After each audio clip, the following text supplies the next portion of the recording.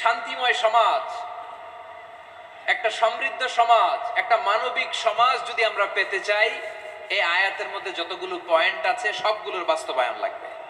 কথা বুঝতে পেরেছেন? বলেন, আওয়াজ করে বলেন, আমরা একটা শান্তির সমাজ চাই কি চাই না? আমরা একটা সমৃদ্ধ বাংলাদেশ চাই কি চাই না? আমরা একটা মানবিক বাংলাদেশ চাই কি চাই না?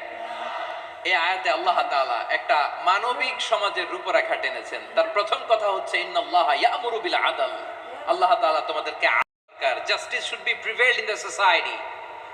The mission of all prophet was to uphold the justice. সব নবীর মিশন ছিল এই জাস্টিসকে, আদালকে, সুশাসন আর সুবিচারকে নিশ্চিত করা। পড়েন সুবহানাল্লাহ। And the core message of every divine scripture was to uphold justice.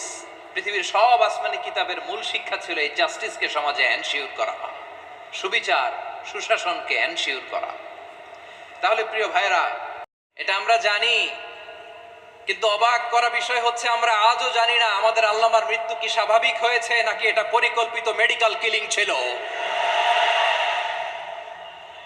এটা যে পরিকল্পিত মেডিকেল কিলিং ছিল, এটা ধারণা করার পেছনে অনেক কারণ আছে।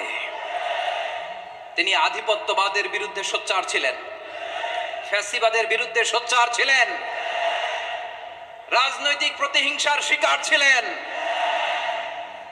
এজন্য এটা মেডিকেল কিলিং হতে পারে এ ধারণা আমরা করতেই পারি। আওয়াজ করে বলেন ঠিক কিনা? এই সময়টা আমরা কাটাচ্ছি, এত সুন্দর সময় বাংলাদেশ আর পাবে না।